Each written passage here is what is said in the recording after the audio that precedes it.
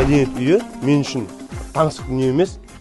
Себебі мен өзім қалаға 3-ші класстан келгелі осы жерде тәлім тәрбие алып, осы жерде әртүрлі кружоктарға қатысып, осы жерде ең алғашқы өнердегі бір сахнаға бейімделген жайым бар. Өздеріңіз білесіздер, мені мәдениет саласында қазіргі таңда жұмыс істеймін.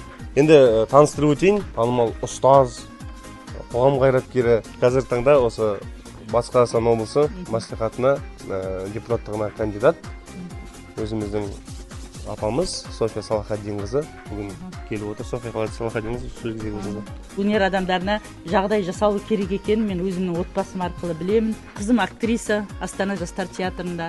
Күйеу балам актер. Мен ойлаймын, өнер адамдарына андай билік, я болмаса мына жерде бір нәрсеге үгіттеу деген нәрсе, ондайлармен олар алыс жүреді.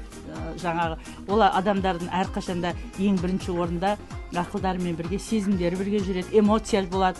Сондықтан біздің Оралда мына үлкен мынандай залдар, жаңағы бір концерт қоятын керемет атамекен ашылды ғой. Енді соған дейін де біз осы залды қанша рет пайдаландық. Ал енді өздеріңіздің қандай бізге деген сұрақтарыңыз, өтініштеріңіз болса, біз соны тыңдаймыз. Вопросы касающиеся. Наказы? Нашему декану нужен капитальный ремонт. Это точно. Да, чтобы мы могли принимать гостей в красивом здании. Конечно. Біз қазір мына санаулы Оралдағы осындай бір жаңағыдай мәдениет орындарын біз сақтауымыз керек, және оны міндетті түрде жөндеуді қажет етеді. Сондықтан мен ойлаймын, алдағы мына Аманат партиясының сайлауалды бағдарламасында жаңа облыстық деңгейдегі жаңа бар қолымыздан келгенше осыған көмектесуге тырысамыз. Құрметті Аманат партиясы, енді сіздер өздеріңіздің жұмыстарыңызбен өнер ордасына келіп жатыр екенсіздер. Ендеше осындай өнер ордасына келгеннен кейін әдемі бір барлығымыз жұмылып тұрып бір ән айтсақ. Әрине, өте құп. Ал кеттік, бәріміз бірге айтамыз.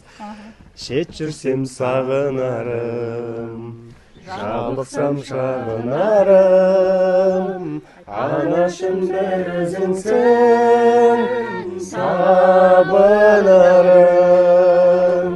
Анашым шалқып күлсең, алдымда ұзақ жүрсең, жүрегім жыр толғайды, көңілім ортаймайды. Анасы бар адамдар ешқашан қартаймайды, жүрегім жыр толғайды, көңілім ортаймайды. Анасы бар адамдар ешқашан қартаймайды. Ой, бәрекелді. Ой, көп рахмет. Көп рахмет сіздерге. Сіздердің осы қонақ кәделеріңіз, осындай бір әдемі әндеріңіздің арқасында біздер шабыттанып, енді ары қарата жұмысымызды насихаттай береміз деген ойдамыз. 19 наурызда келіңіздер, Аманат партиясына дауыс беріңіздер. Көп рахмет сіздерге.